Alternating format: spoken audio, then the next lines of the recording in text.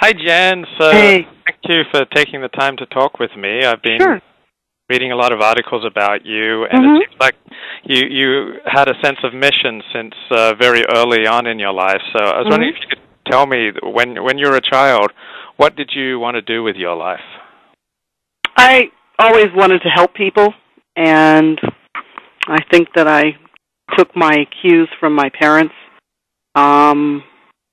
because they always taught us to help senior citizens and to be compassionate and to, fight for people's rights and work on, voter rights, fair housing issues, and, just making sure that people's needs were met. So I would say that I don't know that I could put a label on what I wanted to be when I was a younger person, but I think that those seeds were planted very early on.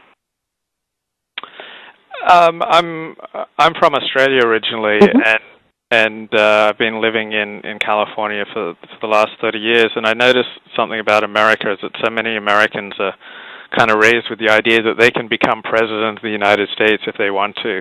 Was this kind of lofty ambition part of... No. No. I just don't think that way. I just think more in terms of what are the issues that engage me and why, and what do I find most satisfying.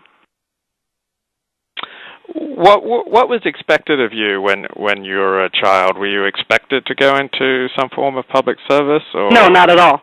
My parents expected us to work hard in school and get good grades and to contribute to our community.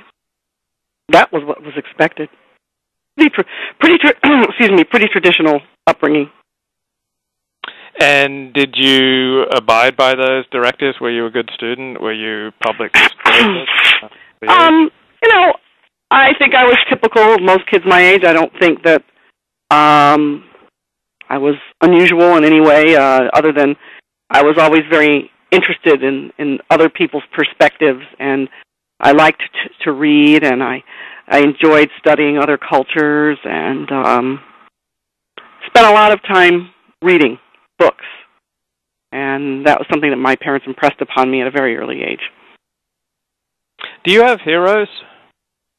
Yeah, my parents. Wow.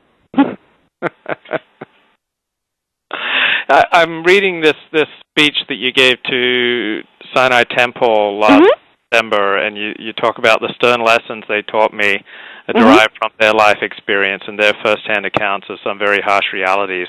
Right. It's hard to find success in a divided country.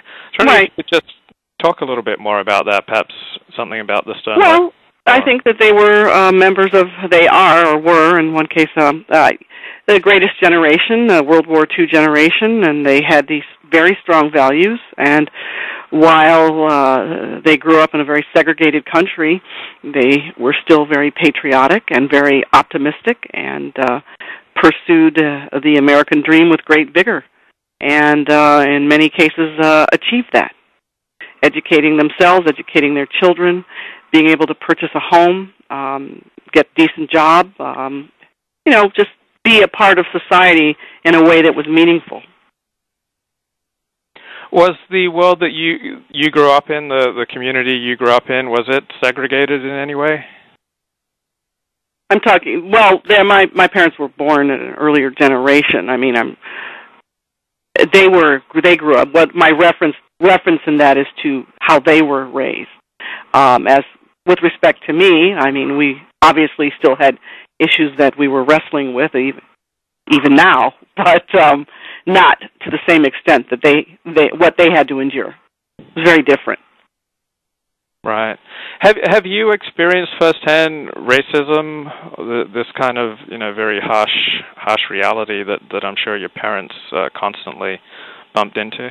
Well, they had to fight for the right to vote, and they had to fight for the right to be able to live where they wanted to live, and they had to fight for the right to drink at a water fountain. Because of their struggles, created a better place for myself and my generation because they worked so hard and so vigorously. So while my experiences might be on a continuum as our society evolves, I think that my experiences pale in comparison to what they had to go through. Yeah. What brought you to move to Los Angeles? The University of Southern California. So you're in high school in Cleveland, and USC was your dream, or Los Angeles was your dream? Well, USC and my desire to study journalism, and USC was and is an excellent school, and I was very happy to be able to have the opportunity to attend. I read somewhere that attending a concert by the Jackson 5 at the Rose Bowl played a... No, it was the parade, the Rose Bowl parade.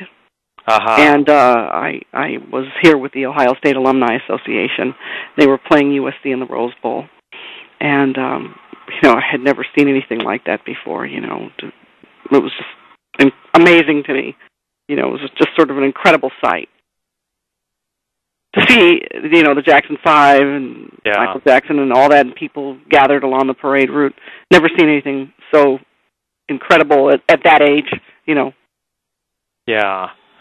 Like, I moved to Los Angeles about 16 years ago, and L.A. has always seemed to me to be a place where you can make your dreams come true. Was this part of the way you were looking at it too?